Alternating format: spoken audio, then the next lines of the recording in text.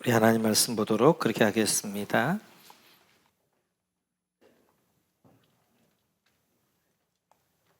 하나님 말씀은 창세기 49장 19절에서 27절까지입니다. 창세기 49장 19절에서 27절 우리 같이 한번 읽습니다. 갓은 적군의 공격을 받을 것이다.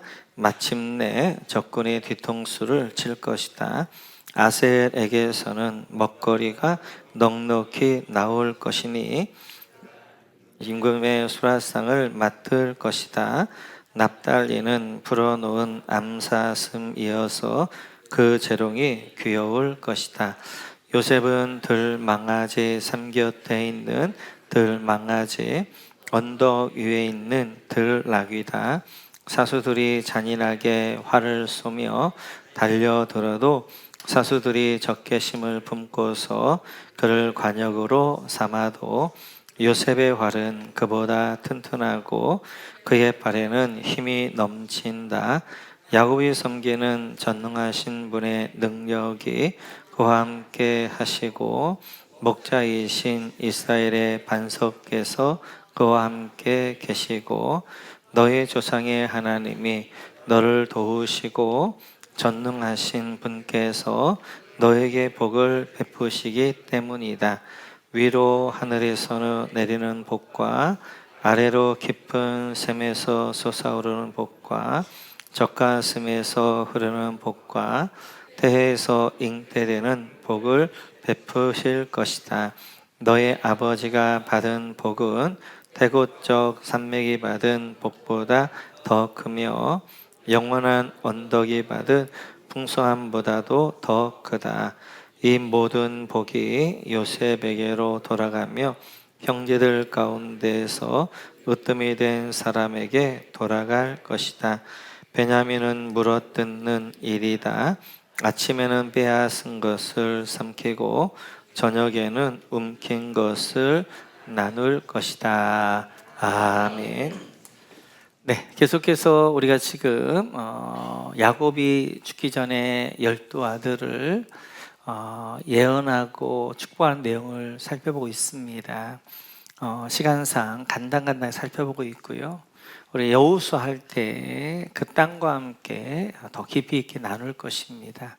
맥락들만 지금 살펴보고 있는 가운데 있습니다. 오늘은 5명 자녀들에 대해 살펴볼 터인데요. 먼저 첫째 19절입니다. 19절 같이 읽죠. 시작. 갓은 적군의 공격을 받을 것이다.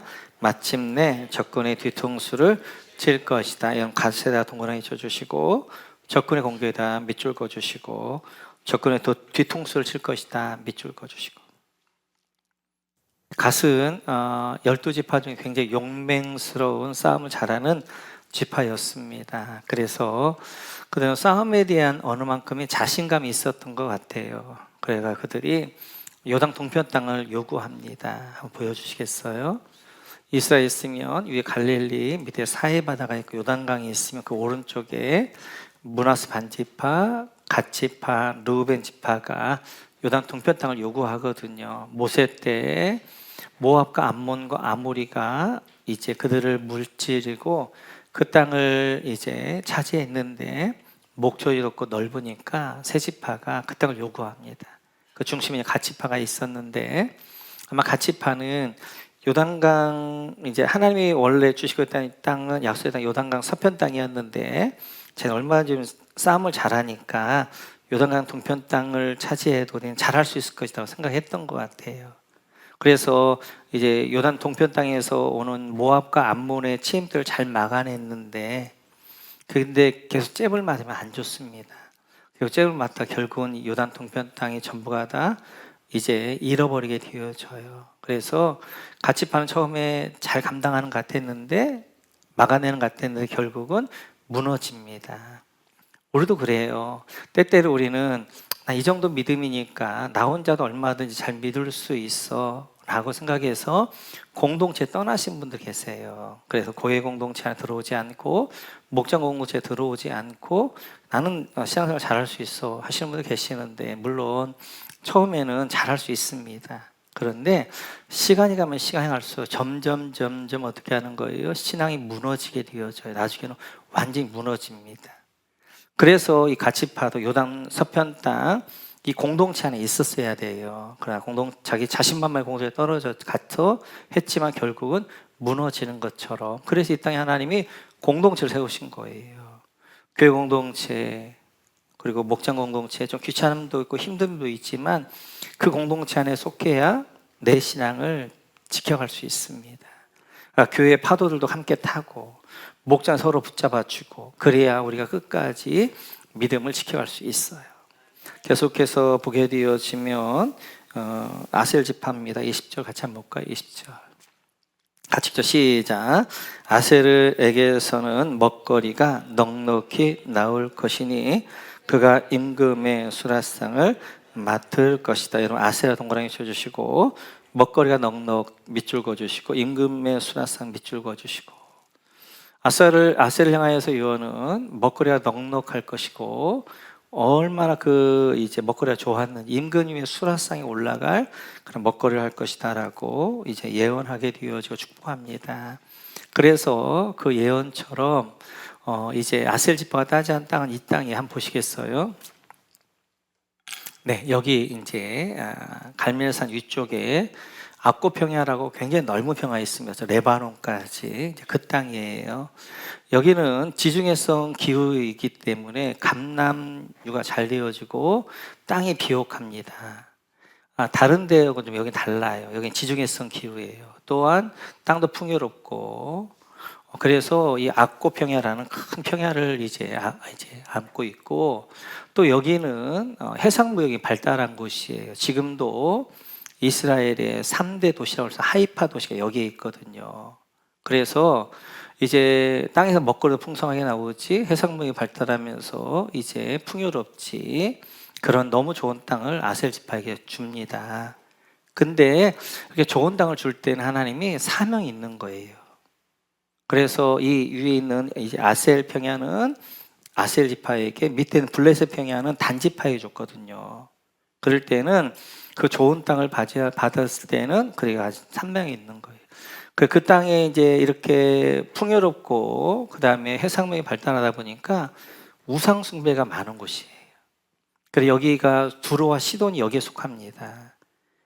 바알과 아세라 이제 우상의 근거지 여기에요. 그들이 해야 될 것들은 그 우상들을 다 무너뜨리고 우상 민족들을 다 그 나라 하나님 나라 깃발 꽂는 일을 해야 돼요. 그런데 먹고 살만하니까, 풍요로우니까 영적 전쟁 같은 거 하기 싫은 거예요. 그냥 좋은 게 좋은 거야. 그러면서 서로 이렇게 함께 지냅니다. 근데 함께 지내다가 결국 어떻게 하는 거예요? 결국은 그 바알과 아세라에게 그 땅이 점령당하게 되어지고 바알과 아세라 우상 숭배의 근거지가 되어진단 말이에요. 우리는 어차피 영적 전쟁, 우리 평화롭게 살면 좋지요. 그러나 우리는 하나님 나라 안에 있기 때문에 이 땅 영적 전쟁 가운데 있는 거예요. 나와도 내 안에 있는 내 자아도 치열한 영적 전쟁을 해야 되고 세상은 영적 전쟁을 해야 되는 거예요. 우리에게 때때로 하나님이 이제 많은 축복을 주신 분들이 계십니다. 그런 분들에게는 하나님이 또 다른 사명이 있는 거예요. 맡기운 자 내게로 구하는 거예요, 하나님께서. 그래서 이제 좋은 밭을, 그리고 좋은 이제 이렇게 풍요로움을 주셨을 때는 그것에 대한 감당해야 될 몫이 사명이 있는 거예요. 그 사명 감당하지 않을 때 결국 어떻게 되냐, 그 풍요가 그를 무너뜨리게 되어지고, 아셀 지파 그 지역이 두로와 시돈을 중심으로 한 우상 숭배의 땅이 되어지고, 그 땅 때문에 어떻게 하는 거예요? 결국 북이스라엘 남유다가 다 무너지게 되어지는 결과를 가져오게 돼요. 풍요가 아셀 지파를 무너뜨립니다. 계속해서 그 다음 지파를 한번 보게 되어지면 납달리인데요. 보겠습니다. 우리 한번 21절 보겠습니다. 같이 읽죠. 시작. 납달리는 불어놓은 암사슴이어서 그 재롱이 귀여울 것이다. 납달리 동그라미 쳐주시고, 풀어놓은 암사슴이라는 거예요. 재롱이 귀여울 것이다. 납달리에게 풀어놓은 자육 땅 가운데 이제 개역 개정을 보면 이렇게 이제 번역했습니다. 같이 이제 시작. 납달리는 노인 암사슴이라 아름다운 소리를 바라는도다. 귀여운 재롱보다는 아름다운 소리를 바라도다가 훨씬 더 좀 좋은 번역인 것 같아요. 그래서 납달리는 자유의 땅이고, 그리고 거기서 아름다운 소리가 이제 발할 것이다라고 이야기합니다. 너무 좋은 이제 예언이지요. 뿐만 아니라 모세가 아셀 지파를 이렇게 납달리 지파를 이렇게 축복합니다. 같이 한번 볼까요? 같이 읽죠. 시작. 납달리에 대하여는 일러스되 은혜가 풍성하고 여호와의 복이 가득한 납달리여 너는 서쪽과 남쪽을 차지할지로다. 아멘. 납달리에게는 은혜가 풍성하고 여호와의 복으로 가득하다라고 이야기합니다. 그러니까 야곱의 예언도 모세의 축복도 너무 좋아요. 그래서 아마 납달리 지파가 여호수아가 땅 분배했을 때 기대를 했을 거예요. 그런데 그들의 주어진 땅은 이 땅입니다. 같이 한번 볼까요? 네, 갈릴리 호수 북쪽의 땅이에요. 지금 우리는 예수님을 알니까 갈릴리 호수 하면 굉장히 이제 멋지고 그러는데 그 당시에 예루살렘에서 보면 저 산골이란 말이에요. 지금으로 말하면 어디냐면 옛날에 조선시대에 함경도 같아요. 비천한 땅, 야만의 땅, 척박한 땅이에요. 그곳에서 이 납달리 이제가 그 땅입니다. 그 땅. 그래서 이사야서 9장을 보면 그 땅을 이렇게 이야기해요. 같이 한번 볼까요? 같이 죠. 시작. 어둠 속에서 고통받던 백성에게서 어둠이 거칠 날이 온다.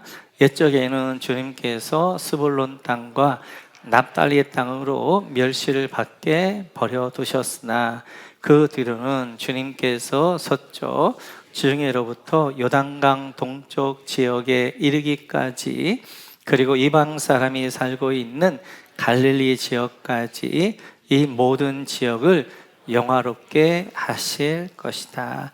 이 납달리 지역을 보면 멸시와 천대를 받는 곳이 앞에 보여주시겠어요? 멸시와 천대를 받는 버려진 땅이었다고요. 그래서 나다나를 이렇게 하잖아요. 나사렛에서 무슨 선한 것이 날 수 있겠느냐, 그 깡촌에서 어떻게 인물이 나올 수 있겠느냐라고 이야기한단 말이에요. 그러니까 납달리가 그 조상 야곱의 유언, 예언이랄지 모세의 축복은 너무 좋은 축복을 받았는데 그렇게 척박한 땅, 그리고 버려진 땅, 그리고 멸시받는 그 땅을 받았을 때는 실망을 했을 것 같아요. 그러나 그들은 뭘 붙잡냐면 바로 하나님의 약속을 붙잡습니다. 야곱의 예언을 붙잡고 모세의 축복을 붙잡아요. 그리고 그곳에서 어떻게 하는 거예요? 지중해에서 이제 고기 잡으면서 자기 땅을 지켜가는 거예요. 그랬는데 그때 누가 오시냐? 메시아가 오셔서 주 활동 무대가 뭐냐면 이 납달리 땅이에요. 그래서 멸시와 천대와 버림받았던 그 땅에 하나님의 영광으로 가득하게 되어지고, 예수님께서 주로 활동하셨던 무대가 뭐냐면 납달리였던 가버나움, 베세다, 뭐 막달라, 다 여기가 납달리 땅이에요. 납달리 땅.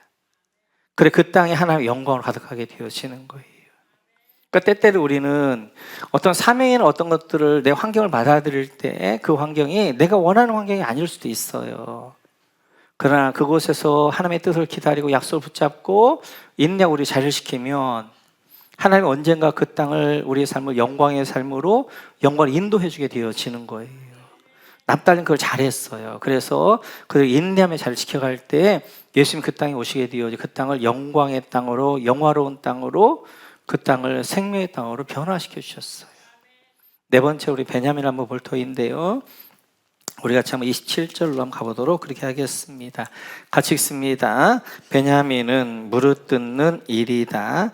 아침에는 빼앗은 것을 삼키고 저녁에는 움킨 것을 나눌 것이다. 네, 베냐민은 동그라미 쳐주시고 물어뜯는 일이다 밑줄 그어주시고, 베냐민을 이렇게 보면 좀 섬찟한 그러한 예언 같은데요. 이 말은 강조하는 것입니다. 베냐민은 자기들이 움킨 것 주신 축복을 놓지 않는다는 말이에요. 그래서 또 신명기를 보면 모세가 베냐민 지파를 이렇게 축복합니다. 같이 한번 읽어볼까요? 시작. 베냐민 지파를 두고서 그는 이렇게 말하였다. 주님께서 사랑하시는 베냐민은 주님의 곁에서 안전하게 산다. 주님께서 베냐민을 온종일 지켜주신다. 베냐민은 주님의 등에 업혀서 산다. 아멘. 그래서 베냐민을 향하여서 주님의 곁에 안전하게 살 것이다. 하나님이 주님이 온전히 지켜주신다. 주님의 등에 업혀 산다. 라고 그렇게 예언을 해요. 그렇게 하고 베냐민이 받은 땅은 이 땅입니다. 보여주시겠어요? 여기에 여기. 그러니까 베냐민은 12지파 중에 가장 적은 땅을 분배받아요. 그리고 그 땅의 특징은 밑에는 남유다하고 북쪽에는 요셉 지파, 에브라임과 므낫세 지파의 중간 거기를 받습니다. 그래서 이 베냐민 지파는 불평할 수 있어요. 왜 우리에게는 가장 적은 땅을 줍니까? 그리고 왜 우리는 이렇게 큰 지파를 사이에 끼워서 옴짝달싹 못하게 합니까? 라고 불평할 수 있습니다. 역으로 보게 되어지면 오늘 신명기에서 모세가 이야기했던 것처럼 이제 큰 지파의 보호 가운데 있는 것이고, 그리고 큰 지파에 업혀 살게 되어지는 것이고, 이 베냐민의 역할은 완충지 역할이에요. 이제 유다 지파와 요셉 지파는 굉장히 이제 라이벌 지파거든요. 그 중간에서 완충적인 역할, 그리고 피스메이커 역할들을 감당하는 베냐민이에요. 그 베냐민은 그 역할들을 잘 감당했어요. 그래서 이제 이 베냐민 지파가 없으면 바로 유다 지파하고 요셉 지파가 부딪혔으면 그 경계에서 여러 가지 일들이 있을 터인데 그 중간에 베냐민 지파가 딱 있으면서 서로 완충 역할을 잘했단 말이에요. 그래서 초대 왕이 어디서 나오냐면 베냐민 지파에 나오는 거예요. 왜냐하면 요셉 지파에 나오면 유다 지파가 반대합니다. 유다 지파에 나오면 요셉 지파 반대해요. 그래서 작은 지파였던 베냐민에서 이제 그 역할을 잘하니까 베냐민 지파의 사울이 왕이 되어지죠. 근데 그 사울이 잘못 감당하는 거지요. 그러니까 왕이 뭘 해야 될 것인가를 모르는 거지요. 그래서 이제 남북이 나눠집니다. 남북이 나눠질 때 북이스라엘은 10지파예요. 대세입니다. 남쪽에는 한 지파, 유다 지파만 있어요. 이때 베냐민이 선택을 해야 돼요. 근데 베냐민이 선택을 하는데 인간적으로 보면 100% 북이스라엘 쪽에 선택을 해야 됩니다. 왜냐하면 10지파 큰 지파잖아요. 큰 나라잖아요. 대세가 이미 기울었잖아요. 르호보암이 악행 때문에 그랬으니까. 또한 혈연적으로도 그렇습니다. 라헬의 아들은 두 아들이 있는데 요셉과 베냐민이란 말이에요. 근데 북이스라엘을 만들었던 중심 지파가 뭐냐면 요셉 지파, 에브라임 지파라고요. 그렇기 때문에 혈연적으로도 북이스라엘 쪽에 붙어야 돼요. 그런데 베냐민 어디를 선택하냐면 남유다를 선택합니다. 환경이나 크기나 능력, 이익이나 아니면 혈연을 보는 것이 아니라 하나님, 성전 중심, 말씀 중심, 하나님 중심. 이 성전이 제사장들이 남유다에 있기 때문에 남유다 이제 유다와 함께해서 남유다를 이루어요. 나중에 보니까 너무 탁월한 선택이에요. 북이스라엘은 아수에 망하면서 뭐가 되는 거예요? 사마리아인이 되는 거예요. 이방 땅이 되어지는 거예요. 그런데 이제 이 남유다만 남아서 남유다가 어떻게 하는 거예요? 유다 지파와 베냐민 지파가 바벨론의 포로로 잡혀가게 되어지고 돌아와서 에스라 부흥운동을 일으켰던 지파도 유다 지파와 베냐민 지파예요. 지금 남아있는 유대인들은 유다 지파하고 베냐민 지파가 남아있어요. 나머지 10지파들은 다 이제 섞여서 흩어져가지고 했고 이 두 지파는 그들이 유대인을 이루고 있는 거예요. 끝까지 남아있게 되어지는 거예요.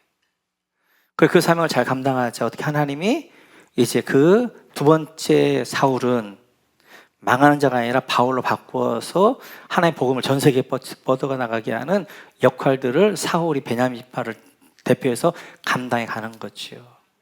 처음에 실패를 그들은 어떻게 하는 거예요? 잘 회복해서 그들은 나중에는 그 실패를 딛고 어떻게 하는 거예요? 더 큰 이제 지파로 만들어내게 되어져요. 이렇듯이 때때로 우리는 어떠한 일들 가운데 결정할 때 우리의 기준이 분명해야 되는 거예요.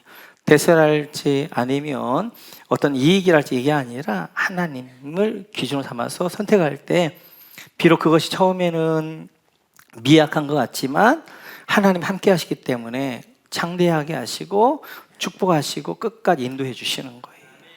그래서 이 베냐민 지파는 선택의 기준이 분명했어요. 그래서 그들은 끝까지 그를 남게 되어졌고 지금도 유대인들을 이루게 되어지고 그런 것들을 볼 수 있습니다. 오늘 이제 마지막으로 이제 요셉 지파를 중심으로 한번 살펴볼 터인데요. 야곱의 12아들 가운데 가장 큰 축복을 받았던 두 인물이 있다면 유다하고 요셉입니다. 유다가 이게 복을 받았던 이유는 한 가지로 딱 한다면 그는 책임지겠다는 사람이었어요. 그래서 그는 어떤 일이 책임져야 될 일이 있을 때 내가 책임지겠습니다. 잘 고혈되겠습니다. 라고 할 때 그 책임지는 자에게 주신 축복이 유다의 축복입니다. 유다는 영적인 복을 받고 육적인 복을 받지요. 그러니까 이 유다의 축복은 목자에게 주신 복이에요. 목자님들은 우리 영혼들 책임지잖아요. 목원들을. 그래서 힘들고 어렵지만 그렇게 영혼들을 책임지고자 하는 내가 고혈되고자 하는 자에게 주신 복이 바로 유다에게 주신 복이에요. 그리고 목자에게 주신 복이고 그리고 우리 모두도 마찬가지예요. 책임 회피하고 그냥 12아들 중에 그냥 나 가만히 있으면 되잖아요. 루벤도 있고 시몬도 있고 레위도 있는데 꼭 네 번째 아들이 꼭 났어야 되나요? 그러나 그가 어떤 일을 자기가 책임지려고 할 때 그 마음을 보시고 하나님이 그를 축복해 주시는 거예요. 축복해 주시는. 그러면 요셉의 축복을 한마디로 말하면 뭐라고 할 수 있느냐? 심부름을 잘한 자에게 주신 복입니다. 심부름. 그래서 요셉은 심부름을 잘했어요. 같이 한번 우리 창세기 37장을 한번 가볼까요? 같이 시작. 그의 형들은 아버지의 양들을 치려고 세겜 근처로 갔다. 이스라엘이 요셉에게 말하였다. 네가 알고 있듯이 너 형들이 세겜 근처에서 양을 치지 않느냐? 내가 너를 너희 형들에게로 좀 보내야겠다. 요셉이 대답하였다. 다녀오겠습니다. 아멘. 지금 요셉의 형들이 야곱의 아들들이 세겜에 양을 칩니다. 그때 소식도 좀 그다음에 먹을 것을 좀 요셉에게 들려서 형들에게 보내요. 그때 요셉이 다녀오겠습니다. 순종하고 심부름을 해요. 근데 우리가 지금 그냥 보면 좀 그러는데 지명적으로 보면 순종하기가 어려운 형편이에요. 왜냐하면 브엘세바에서 세겜까지 한 5일 길 걸리거든요. 브엘세바에서 예루살렘까지 3일 길이에요. 예루살렘에서 세겜까지 이틀 길이에요. 5일 길을 가야 됩니다. 그 5일 길도 이제 중앙산지를 지나가야 돼요. 그렇기 때문에 어떻게 산 능선을 타고 올라가요. 그래서 이스라엘 산 능선에 도시 만들어져 있단 말이에요. 그러니까 숲속을 가는 거예요. 17살 된 아이가 이제 먹을 걸 가지고. 그러니까 도적도 많고 여러 가지 어려움들이 있지만 요셉은 거기에 순종해서 그 길을 갑니다. 또한 여기에 순종하기 어려운 이유 중에 하나는 형들이 자기에 적대적이에요. 그러니까 지금 요셉은 11번째 아들인데 채색옷을 입혀서 야곱이 장자로 인정했습니다. 또 이게 미운 게 또 꿈을 꿨다는 이야기를 해가지고 꿈을 꿨다 해가지고 미운 짓만 받고 있는 거예요. 나도 누군가 나를 좀 좋아하는 사람을 가까이 하고 싶지만 나를 좀 이제 미워하는 사람을 가까이 하고 싶지 않잖아요. 형들이 지금 적대적인데 지금 어떻게 하는 거예요? 지금 요셉이 형들이 간단 말이에요. 가고 싶지 않을 거예요. 그럼에도 불구하고 뭐 하는 거예요? 아버지의 말씀에 순종해서 거기에 간단 말이에요. 결국 가가지고 어떻게 하는 거예요? 가서 결국 잡히죠. 그리고 이제 팔리게 되어지고 이집트로 가게 되어지고. 그 당시에는 그렇게 팔리고 이집트로 가는 것들이 안 좋아 보였는데 그 심부름 잘해서 결국 어떻게 나중에 총리가 되어지는 거예요. 또 심부름 잘해서 복을 받았던 사람이 있어요. 누구일까요? 네, 권대 목사입니다. 네, 오늘부터 심부름을 잘했어요. 다른 능력은 없고 제가 순종하는 능력이 좀 있어요. 심부름을 제가 잘했습니다. 복을 받았고 성경에 그런 인물이 또 하나 있어요. 그게 다윗입니다. 다윗. 우리 한번 사무엘상으로 한번 가볼까요? 시작. 이때 이새가 자기 아들 다윗에게 일렀다. 여기에 있는 볶음곡식 한 에바와 빵 10덩어리를 너희 형들에게 가져다 주어라. 너는 그것을 가지고 빨리 진으로 가서 너희 형들에게 주어라. 그리고 이 치즈 10덩이는 부대장에게 갖다 드리고 너희 형들의 안부를 물은 뒤에 형들이 잘 있다는 증거물을 가지고 오너라. 그 무렵 사울은 다윗의 형들을 비롯하여 이스라엘 군인을 모두 거느리고 엘라 평지에서 블레셋 사람과 싸우고 있었다. 다음 날 아침에 다윗은 일찍 일어나서 양떼를 다른 양치기에게 맡기고 아버지 이새가 시킨 대로 집을 가지고 길을 떠났다. 그가 진영에 이르렀을 때 군인들은 마침 전선으로 나아가면서 전투 개시에 함성을 올리고 이스라엘과 블레셋 군인이 전열을 지어 서로 맞서 있었다. 지금 이스라엘과 그 다음에 블레셋이 전투 가운데 있습니다. 이때 이새의 아들 3명이 이 전투에 참여해요. 이새, 그래서 다윗의 형들이 전투에 참여하니까 그 당시에 집에서 이제 먹을 걸 갖다 주고 그랬던 거예요. 그래서 전투에 참여하고 있는 형들에게 또 그 부대장에게 먹을 걸 주면서 형의 안부도 좀 알아와라 라고 이야기합니다. 근데 다윗은 8번째 아들이에요. 3번째, 4번째, 5번째, 6번째, 7번째가 있었는데 다 뭐했겠어요? 거절했겠죠. 왜요? 그건 전쟁터예요. 가다 잘못하면 죽는단 말이에요. 그래서 다들 거절했는데 다윗은 다녀오겠습니다. 아침에 일찍이 준비해가지고 간단 말이에요. 가서 봤더니 어떻게 하는 거예요? 이제 이렇게 이스라엘과 블레셋 전쟁하는데 한 멀대 큰 놈이 나와가지고 골리앗이 나와가지고 하나님의 백성들을 하나님을 욕하는 거예요. 그러자 이제 다윗이 어떻게 물맷돌을 가지고 가가지고 골리앗을 이제 머리를 깨뜨리게 되어지고 그리고 그 전쟁에 승리하게 한단 말이에요. 이 일로 인하여서 그냥 저 베들레헴에서 양을 쳐고 있었던 한 소년이 이스라엘 전국구 스타가 되어지는 거예요. 그러면서 그 장군이 되어지면서 이스라엘의 나중에 왕이 되어지는 거죠. 이렇듯이 요셉이나 다윗이나 특징이 심부름 잘한 자에게 주신 복이에요. 다른 말로 하면 순종하는 자에게 주신 복입니다. 그래서 이제 아버지 말에, 야곱의 말에 순종하고 그리고 아버지 이새의 말에 순종했던 요셉과 다윗 하나님이 축복해 주신 거예요. 우리도 아버지 말 잘 들어야 되겠죠. 육신의 아버지 말도 잘 들어야 됩니다. 뿐만 아니라 영적 아버지, 하나님의 말씀, 가장 중요한 말씀 이렇게 말씀하셨어요. 같이 한번 볼까요? 같이 보죠. 마태복음. 같이 읽죠. 시작. 그러므로 너희는 가서 모든 민족을 제자로 삼아서 아버지와 아들과 성령의 이름으로 세례를 주고 내가 너희에게 명령한 모든 것을 그들에게 가르쳐 지키게 하여라. 보아라, 내가 세상 끝날까지 항상 너희와 함께 있을 것이다.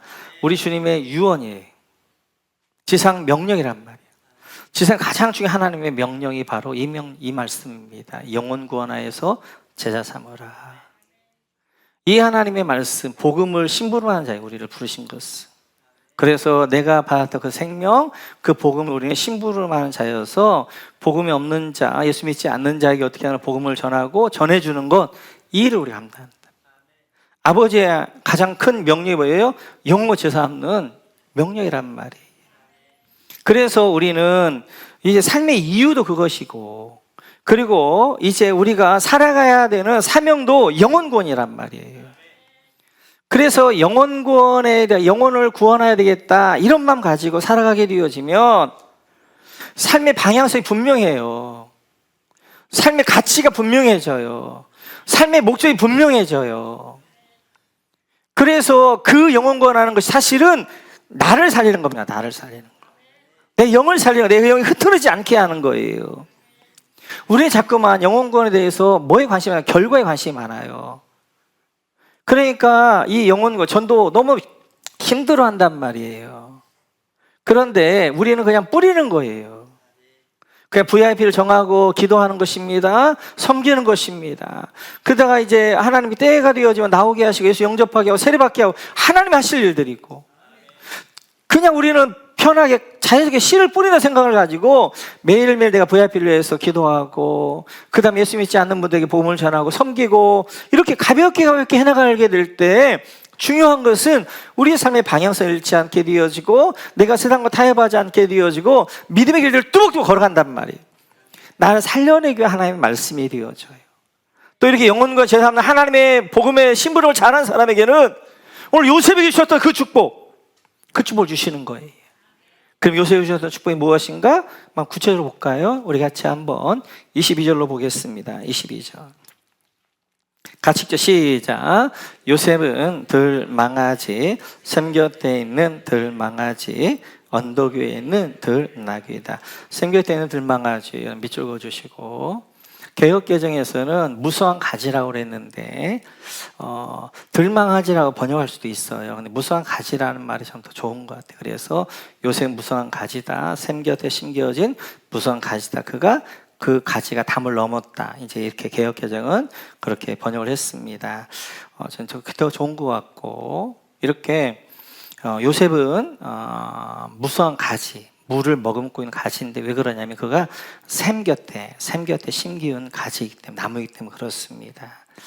우리나라에서는 그냥 아무데나 이렇게 있어도 다 무성하고 봄이 되어지면 거기서 새싹이 나오는데, 여러분 이스라엘 나라를 가서 특별히 건기 때 쭉 가보면 다 죽어 있는데 푸른 곳들이 있어요. 푸른 곳들을 가보면 반드시 뭐가 있냐면 웅덩이가 있어요. 웅덩이가. 그래서 옛날에 이제 와디들이 가지고 물이 좀 고여 있는 곳이 있다. 그 주변에 있는 나무들만 푸르러요. 그러니까 지금 이제 이렇게 나무인데 그 나무가 어떻게 하나요? 이제 샘 곁에 심기운 나무가 바로 요셉이라는 거예요. 그래서 시편에서는 복 있는 사람은 이렇게 말합니다. 같이 한번 읽어요. 시작.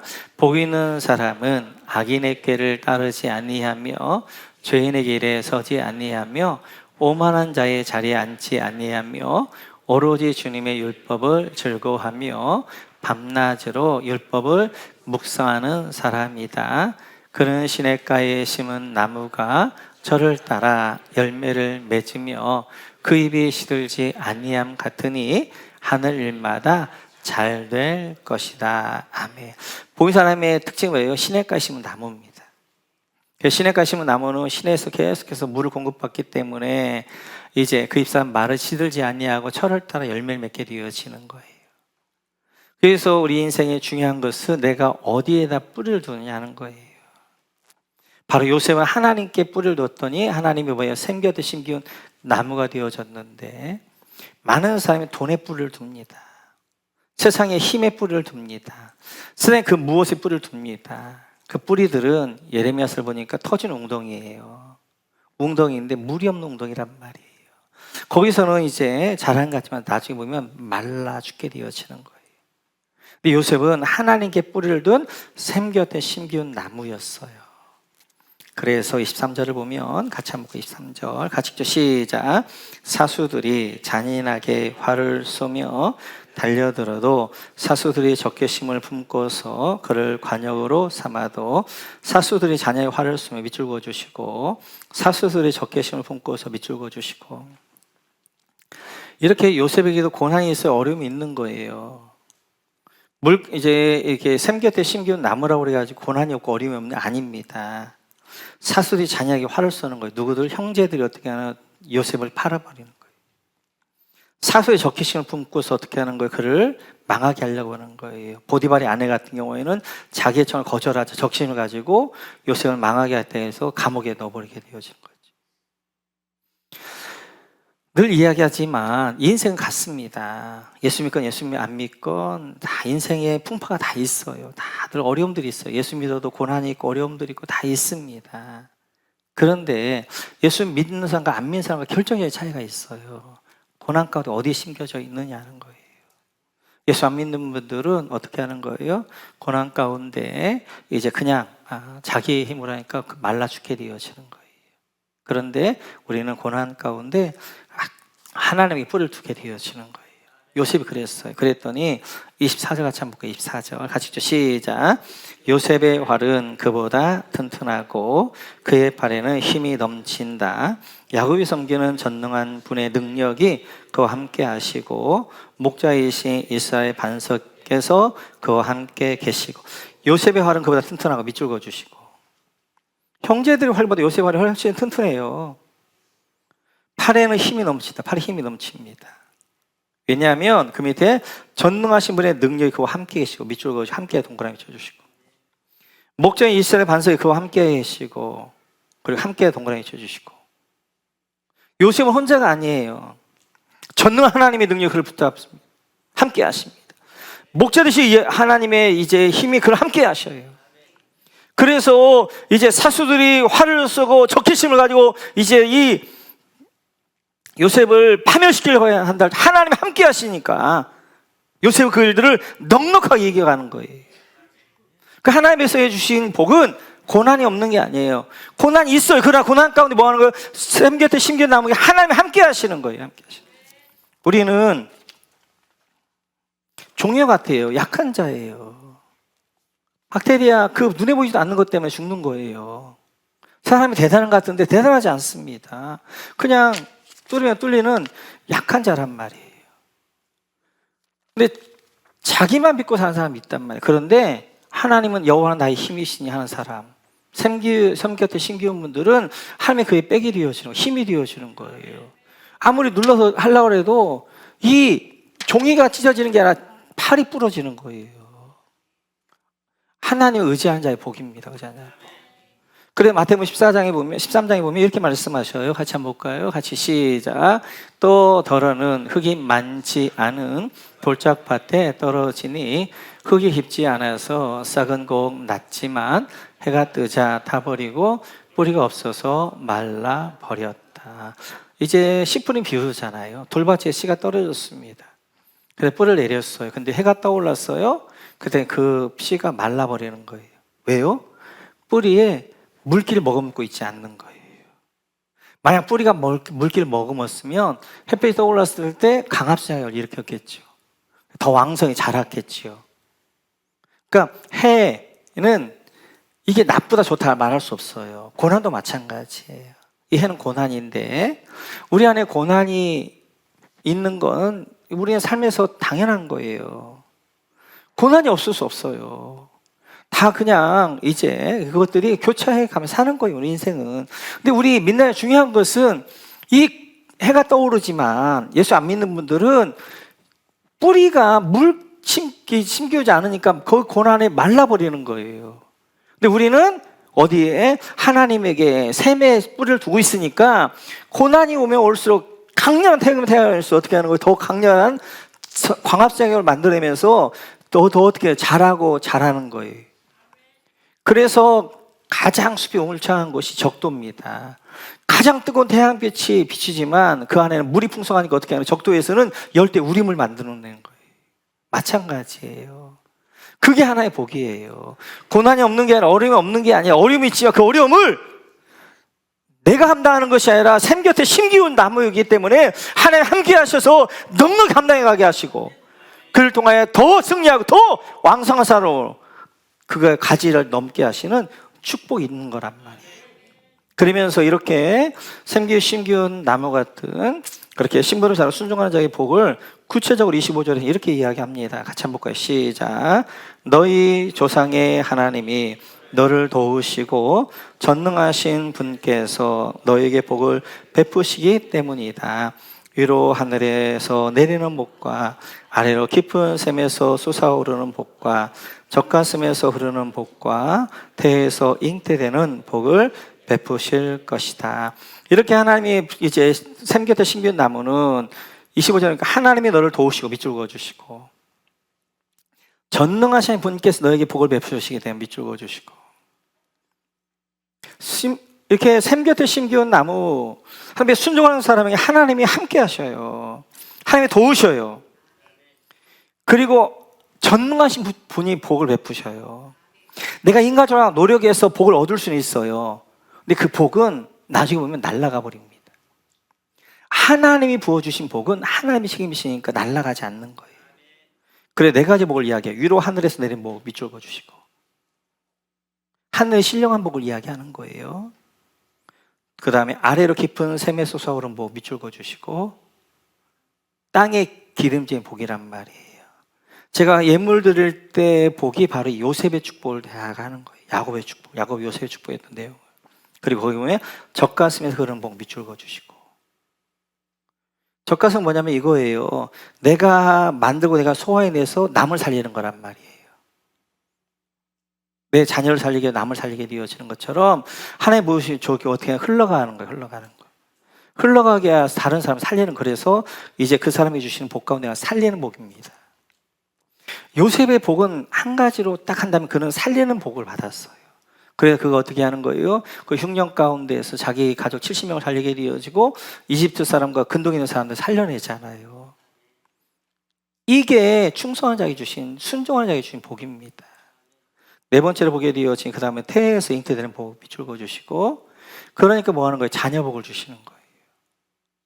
이렇게 젖가슴에 나온 걸로 먹고 어떻게 하는 거예요? 내 안에 육신적인 자녀의 복을 받게 되고, 그래서 요셉의 두 아들이 12지파가 되어지고, 또 보면 영적인 자녀들이 많아지는 거죠. 이렇게 구체적으로 위로 하늘의 복, 아래로 깊은 샘의 복, 젖가슴의 복, 태의 잉태의 복을 주시겠다 말씀하세요. 근데 진짜 복은 26절입니다. 야곱이 요셉을 너무너무 사랑했어요. 복을 보여도 너무너무 부어줘요. 66 같이 시작. 너의 아버지가 받은 복은 태고적 산맥이 받은 복보다 더 크며 영원한 언덕이 받은 풍성함보다 더 크다. 이 모든 복이 요셉에게로 돌아가며 형제들 가운데에서 으뜸이 된 사람에게 돌아갈 것이다. 아버지가 받은 복 밑줄 그어주시고, 이 복은 뭐예요? 야곱의 복이에요. 야곱의 복. 그 복이 뭐냐면 태고적 산맥이 받은 복보다 커요. 영원한 언덕이 받은 것보다 풍성해요. 야곱의 복은 뭐냐면 아브라함이 믿음의 유산을 만듭니다. 그걸 이삭에 물려줘요. 이삭이 또 믿음의 길을 걷습니다. 그러니까 아브라함의 복과 이삭의 복을 합쳐서 또 누구에게? 야곱에 물려준 거예요. 그 복이 어떤 복이냐면 태고 산맥보다 크고 이제 영원한 언덕보다 풍성한 복이란 말이에요. 근데 그 복을 그 밑에 보면 이 모든 복이 요셉에게 돌아가 밑줄 그어주시고, 이 복을 요셉에게 몰아주는 거예요. 이게 제일 큰 복이에요. 아브라함의 복, 이삭의 복, 야곱의 복이 전부가 다 와가지고 어떻게 하는 거예요? 요셉에 주시는 거예요. 그래, 그는 어떻게 하는 거예요? 으뜸이 된 사람이 밑줄 그어주시고 장자다라고 이야기하는 거예요.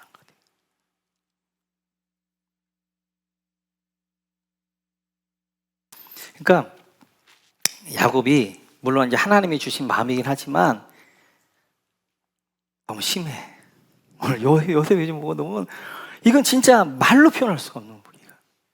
너는 샘 곁에 심기운 나무일 뿐만 아니라 그는 어떻게 하는 거예요? 하나님이 그 힘이 될 것이고 그걸 붙들어줄 것이고 하나님께 함께 할 것이고, 또 그는 하늘의 복과 땅의 복, 영적 육적 복뿐만 아니라 뭐 하는 거예요?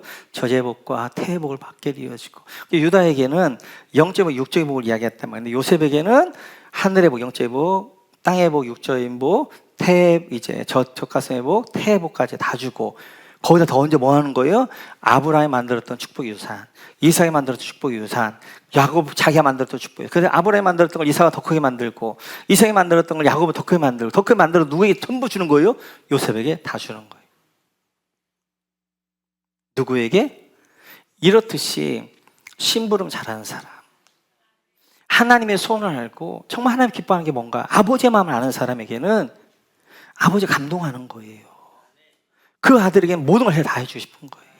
우리가 부모잖아요. 부모인데 자식들이 부모의 마음을 알아줘. 그 부모, 그 자식, 똑같은 자식이 그 자식에게 어떻게 하고요? 모든 걸 다 해주고 싶잖아요. 하나님도 마찬가지예요. 하나님의 눈물을 보는 자, 이 땅에 잃어버린 자식 돌아오기까지 하나님의 평안하면 그 하나님의 마음을 알고 그 영혼들을 향하여서 기도할 줄 알고 섬길 줄 알고 나 혼자 예수 믿고 이기적으로 사는 것이 아니라 그 영혼들을 향하여서 섬길 줄 알고 기도할 줄 알고 전도할 줄 아는 그 사람, 아버지의 마음을 알아서 그 마음을 이제 풀어들고 그 사람, 그래 사람을 향하여서는 하나님 이런 복을 주시겠다는 거예요. 그러니까 야곱의 복과 요셉의 복과 유다의 복과 요셉의 복과는 게임도 안 됩니다. 그런데 과연 그 후손들 지파는 어떻게 했을까? 지파는 요셉 지파가 어떻게 했는가? 우리 한번 여호수아를 한번 봐보시죠. 같이죠. 시작. 요셉 자손이 여호수아에게 말하였다. 주님께서 지금까지 우리에게 복을 주셔서 우리가 큰 무리가 되었는데 어른께서는 왜 우리에게 한 번만 제비를 뽑아서 한 목만 유산으로 가지게 하십니까? 여호수아가 그들에게 말하였다. 당신들이 큰 무리이어서 에브라임 산간 지방이 당신들에게 작다면 거기에서 브리스 사람과 르바임 사람의 땅인 삼림지대로 올라가서 그것을 개간하시오. 요셉 자손이 말하였다. 그 산간 지방은 우리에겐 넉넉하지 못하고 그 골짜기 땅 곧 벳산과 그 변두리 마을과 이스라엘 골짜기에 사는 가나안 사람들에게는 다 철병거가 있습니다. 이제 이 요셉 지파에게 에브라임과 므낫세 지파에게 땅을 분배했어요. 그때 1000마리만 14절에 보니까 불평이에요. 불평. 왜 우리에게는 이렇게 적은 땅을 줬습니까? 왜 우리는 두 지파인데 한 지파 땅을 줬어요? 줍니까? 그러니까 여호수아도 에브라임 지파잖아, 요셉 지파잖아요. 너희가 그 에브라임 산지가 적으면 너희가 개척해라. 그 주변에 개척할 땅도 있으니까 그 땅을 넓혀가라. 왜냐하면 여호수아 때까지 중요한 데만 이렇게 점령하고 나머지는 각 지파 분배한 지파들이 점령해서 딱 해야 되거든요. 그랬더니 16절에 보니까 그 여호수아 지파가 뭐라고, 이제 요셉이 뭐라고 하는 거예요? 이제 거기에 있는 사람들이 강하다는 거야. 이제 가나안 사람들이 철병거가 있어 우리 할 수 없다는 거예요. 떡먹이 좀 밥만 먹겠다는 거예요. 그러니까 요셉 지파는, 그럼 요셉 지파에게 주신 땅이 적은가? 지도 한번 보여주시겠어요? 12지파에 주신 땅입니다. 여러분 보시면 중간에 보게 되어지면 저기 보라색인가요? 보라색으로 이렇게 있는 거 있죠. 그게 에브라임 땅이고 그 위에 보면 노란색 있죠. 거기가 므낫세. 그리고 오른쪽에 보면 큰 위쪽에, 저 갈릴리 위쪽에 큰 있잖아요. 그 므낫세 반지파예요. 그 지파를 보세요. 전체 가나안 땅의 3분의 1을 땅을 줬단 말이에요. 유다 지파의 3분의 1, 그 다음에 이제 요셉 지파의 3분의 1, 그 다음에 나머지 3분의 1 가지고 이제 9지파가 나눠 가졌단 말이에요. 어마어마한 땅을 줬어요. 그리고 그것도 보세요. 이스라엘의 남북 있잖아요. 중앙의 땅을 줬잖아요. 중앙의 땅. 가장 좋은 땅을 줬잖아요. 그러니까 많이 받은 사람들은 몰라. 많이 받았으면 그걸 가지고 감사할 줄 알고 하나님이 나에게 왜 이런 땅을 주고 왜 이래 주셨는가 보고 감사해야 되는데, 요셉 지파는 뭐냐면 비교합니다. 비교. 유다 지파하고 비교하는 거예요. 유다 지파 한 지파 저렇게 크게 줬는데 우리는 두 지파인데 왜 유다 지파만큼 막 안 줬냐는 거죠. 제가 재봤어요. 베냐민 지파의 몇 배 정도 될까? 20배 되는 거예요. 땅이에요. 그러니까 만족이 없는 거예요. 만족이 없는 거. 그리고 뭐 하는 거야? 비교하는 거야. 유다 지파는 늘, 그래서 요셉 지파는 늘 비교하는 거예요. 유다 지파 비교하는 거예요. 시기하고 질투하고 반목하고 분열하고 이런데 이 요셉 지파, 에브라임 지파가 앞장섰단 말이에요. 급기야 열왕기상을 보게 되면 이렇게까지 합니다. 같이 한번 읽어볼까요? 같이 읽죠. 시작. 느밧의 아들 여로보암은 에브라임족의 스라다 사람으로서 한동안은 솔로몬의 신하였다. 이 사람까지도 솔로몬 왕에게 반기를 들어서 대적하였다. 그의 어머니는 과부 수루아이다. 에브라임 요셉 지파의 대표 여로보암이란 말이에요. 유다 지파의 대표 솔로몬이란 말이에요. 늘 반기를 드는 거예요. 그래서 쫓겨났다가 어떻게 다시 돌아와서 르호보암 때 10지파 만들어 놓은 거예요. 10지파하고 같이 반목해가지고 어떻게 하는 거예요? 북이스라엘 나라를 쪼개버린단 말이에요. 그래서 북이스라엘 큰 나라를 이뤘지만 나중에 어떻게 하는 거예요? 결국 이제 아수르가 점령하면서 그들이 다 사마리아인 되어서 다 흩어져 버린단 말이에요. 요셉 지파는 너무너무 안타까워요. 받은 복이 많은데 그 요셉이 주신 복을 어마어마한 복을 줬잖아요. 그 복을 가지고 감사할 줄 알고 그 복을 가지고 더 큰 복을 만들고, 그래서 얼마나 아름답게 쓰임 받았겠어요. 유다 지파는 요셉 지파에 비해서는 유다 자체는 복을 많이 못 받았어요. 그래서 그들 거룩한 욕심이 있었어요. 난 더 복을 받아야 돼. 그래서 늘 선봉했었어요. 가나안 땅 점령할 때도 뭐 하는 거예요? 가장 앞장섰단 말이에요. 그때 하나님께서 어떻게 하는 거예요? 유다에게 유다 지파의 복을 주시고 왕의 지파가 되게 하셨단 말이에요. 지금이 중요한 게 아니라 지금 내 안에 있는 복을 내가 앞으로 어떻게 만들어갈 것인가. 점점 이제 확장되고 점점 하나의 복 가운데 사는 사람이 있는가 하면 점점 쪼그라드는 사람이 있단 말이에요. 나를 한번 돌아보시고, 제가 볼 때 이 세상을 망치게 하는 사단의 가장 강력한 무기가 비교입니다. 비교는 사단의 무기입니다. 무기. 그래서 어떻게 하는 거예요? 세상이 비교로 미쳐 들어가는 거예요. 나는 쟤보다 예쁘다, 미흡다. 나는 쟤보다 잘 살아, 못 산다. 난 넓은 집이다, 나쁜 집이다. 난 쟤보다 차가 좋다, 나쁘다. 그래서 성행할 수 있죠. 성형하고 뜯어고치 막 뭐하고 막 이러면서 집이 천재가 다 그래. 자녀들도 마찬가지. 옆집 아이들과 자꾸 비교하면서. 그래서 사단의 세상의 가치관은 뭐예요? 선적 가치관이란 말이에요. 1등부터 꼴등까지 있는 거예요. 1등부터 70억까지 있는 거예요. 그 중간에 나는 몇 등인가? 몇 등이기 때문에 나는 몇 등까지 가야 될 것인가? 이거란 말이에요. 비교하고 경쟁하고 집합화 누르고 정글과 같이 이제 잡아먹게 되어지고. 그런 하나님 나라의 가치관은 원적 가치관, 원적 가치관. 하나님 계시면 모두가 다 한 명씩 서 있는 거예요. 나는 나대로 서 있는 거, 내 자녀 내 자녀 서 있는 것이고, 성도 서 있는 거. 너무가 비교할 게 없는 거예요. 나에게 주신 하나님이 나에게 주신 복이 무엇인가, 사명이 무엇인가, 난 하나님 앞에 그 사명을 잘 감당하고 있는가 돌아보면 된단 말이에요. 그래, 달란트, 5달란트, 2달란트, 1달란트 비교할 거 없어요. 2달란트 받아서 2달란트 받은 걸 가지고 남기면 되는 거예요. 하나님 앞에, 부르심 앞에 나를 어떻게 부르셨는가, 나를 어떻게 이때 서야 될 것인가. 여러분을 싸구려 상품 취급하지 마세요. 여러분은 존귀 하나님의 작품이란 말이에요. 걸작품으로 만들어 가셔야 된단 말이에요. 여러분 자녀도 마찬가지로 싸구려 상품을 만들지 말고 그 아이들에게 주신 존귀함들을 해서 걸작품으로 여러분들이 만들어 가야 된단 말이에요. 부모들이 기억하셔서 오늘 말씀 48 종아에서 다 몰라도 괜찮아요. 그 가운데 주신 한 가지 말씀이 있으면 그 말씀 붙들고 우리 하나님 앞에 이 한 주간도 승리하신 여러분 되시기를 주님의 이름으로 축원합니다.